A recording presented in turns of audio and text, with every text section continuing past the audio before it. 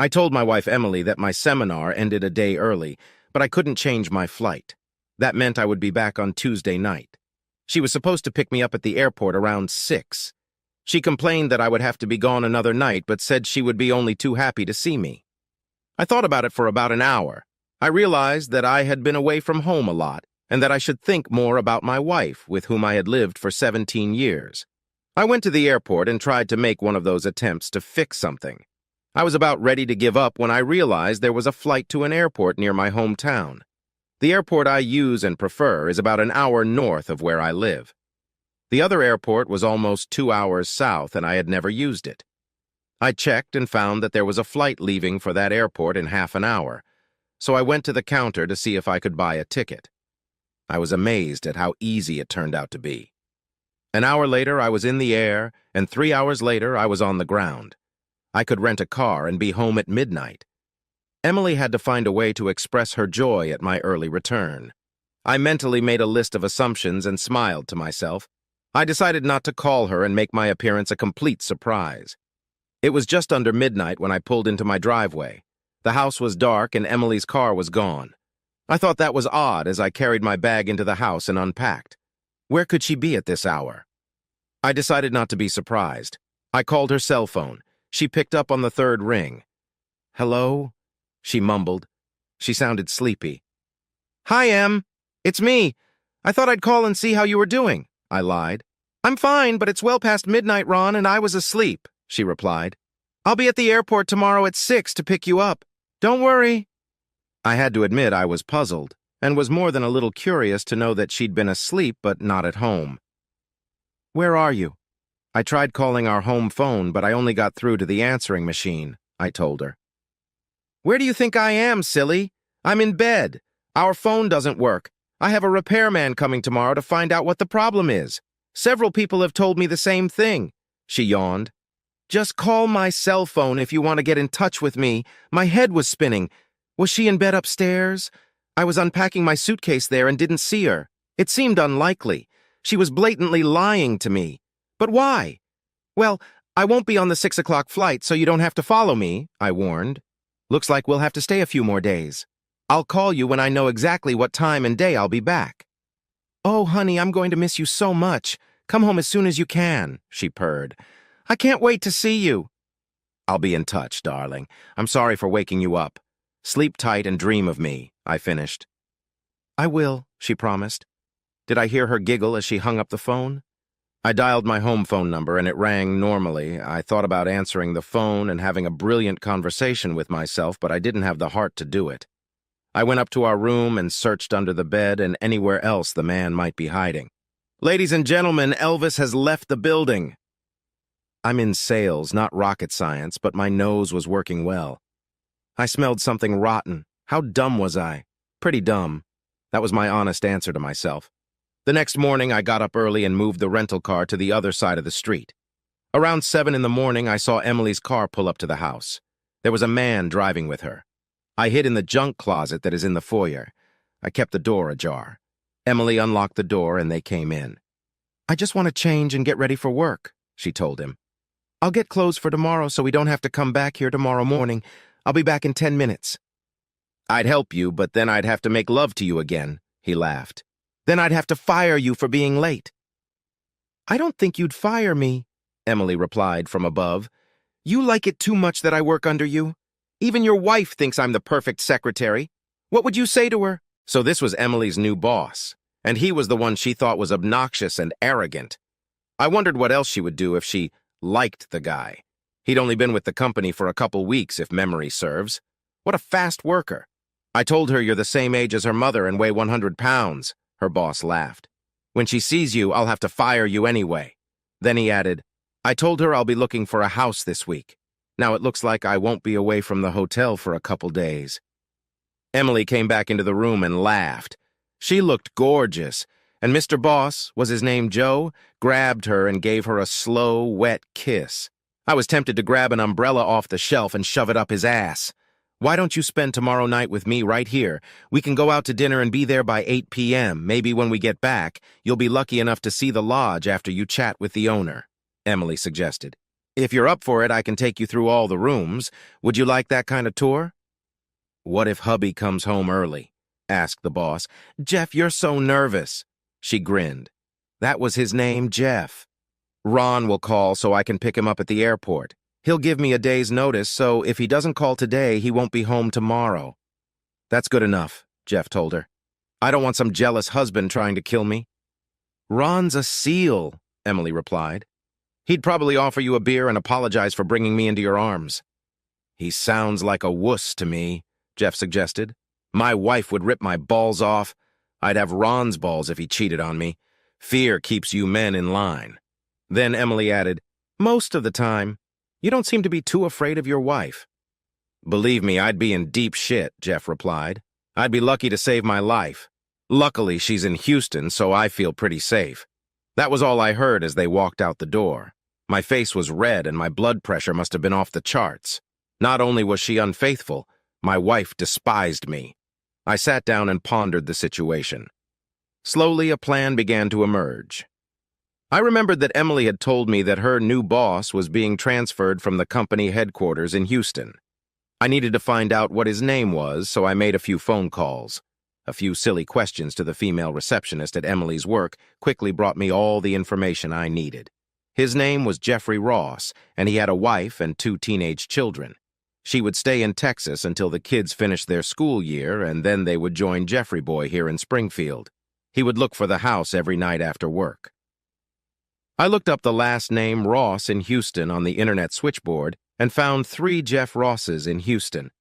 With the first call, I hit the bullseye. Mrs. Ross? Mrs. Jeffrey Ross? I asked. Yes, I'm Mrs. Jeffrey Ross. May I help you? She answered. Does your husband work for the Halifax company? I asked. Yes, he does, she replied. This is Don Watson from Halifax, I lied. We're planning a small party for your husband, Jeff, and you. We'll provide you with round-trip tickets to Springfield and back. It'll be a complete surprise for Jeff. Will you be able to make it? I couldn't help but think about what an asshole I was, but all's fair in love and war. I've been to war. I can ask my sister to watch the kids, she replied. That sounds really nice. When is this affair scheduled? I almost answered her question directly, but held my tongue. Tomorrow night. You'll need to catch American Airlines Flight 1435. Just charge your card and the company will reimburse Jeff with a check, I told her. We'll have someone pick you up at the airport. The flight will arrive at 5 p.m. and the party will be at 8, so there should be plenty of time. Just remember to keep this a secret, okay? She promised not to say anything to anyone, and I ended the conversation. I then started calling Emily's friends and family to invite them to Emily's surprise party. I told them that she had gotten a promotion from her boss, and I thought it was cause for celebration. Everyone seemed satisfied with this explanation and the need to keep it from Emily. I asked them to be at our house by 7 to be sure Emily would be there. I didn't want to be a bad host, so I called a local restaurant and ordered food and drinks. I explained that everything was to be set up on the veranda, next to the living room, by our pool. Emily has always wanted to throw a nice party on that veranda, I thought. This should please her. I left them directions and told them that the house might be empty when they arrived, but they could bring everything to the outdoor veranda by going around the house. The next day, I arrived at the airport half an hour early. As passengers were entering the baggage area, I asked a couple of women without a date if they were Mrs. Ross. As I asked one of the women, I heard a voice addressing me. Hello, I'm Mrs. Ross, she stated. Are you here to pick me up? I was almost speechless when I saw her. She had the looks of a movie star. I had to try twice before I could answer. My wife was an attractive woman, but this woman was the gold standard. My name is Ron, and I'm here to pick you up. My wife works for your husband, I explained. Did he ever mention Emily? Yes, he did, but I thought her husband would be a little older, she replied. Damn, that asshole actually told his wife that Emily was old and fat. I had to think fast. She seemed a little suspicious. I'm often told I married an older and bigger woman. I tell everyone that she just has more experience and she is more to love. I offered my version. She seemed to think about it for a moment, then smiled. I dodged that bullet. We packed her bags and headed to the parking lot. It was 6:30 when we got to my house. I was explaining to Mrs. Ross that it was an outdoor party in honor of her husband and also in honor of my wife's birthday when the guests started to arrive. The caterer was finishing setting everything up, and I was impressed. It looked like a first-class party. I didn't realize it could be done so easily. By 7:30, everyone I invited was in place. I asked them to park behind the church a half-block away so our driveway would be clear. I explained to everyone that I would hide in the living room, and when the guests of honor pulled up to the house, I would turn off the patio lights. This would be a signal for them to be very quiet. We have sliding glass doors leading to the veranda and vertical blinds that could be opened by simply pulling a cord about 10 cm. There was also a cord to pull the blinds apart. There were also heavier curtains that we pulled over the doors in cold weather. They were big enough for me to hide behind, to reach the cords of the vertical blinds and the light switch on the veranda. A few minutes before 8, I saw Emily's car pull up in front of the house. I turned off the lights on the deck and hid behind the curtains. Everything became very quiet. The door opened and Emily and Jeff laughed. It was nice to know they were having a good time. "I can't wait for us to have sex," laughed Jeff. "I thought we'd never get here." He pulled Emily's dress down over her head, exposing her, wearing only a thong and nothing else. She laughed, pulling them off her nice round ass. "You're so horny all the time?" Emily marveled. Jeff pushed her onto my chair and they began their adultery. I carefully turned on the light. "What are you doing here?" She demanded an answer. I was a little disappointed at such a trivial question. Perhaps the surprise had numbed her brain. Or was it the hardcore sex she'd just gotten? "This is my house, Emily. My name is on the deed," I replied. "I didn't think you'd be home for a few more days," she exclaimed. "It's quite obvious," I replied nonchalantly. "I have to go now," Jeff muttered. "I have things to do." "Can I get you a beer or something?" I asked. Both Jeff and Emily were taken aback by my offer. I could see Jeff thinking that Emily was right in assuming that I would offer him a beer if I caught them together. I smiled to myself as I watched his train of thought. Before Jeff could answer, his wife burst into the room from the veranda. She was holding a large purse and waving it as hard as she could. Jeff was so surprised to see her that he didn't even move to defend himself. I think he landed about 5 feet from where he was standing. Emily's mother and sister came into the room next. Emily was still naked. "Get dressed, Emily, you slut!"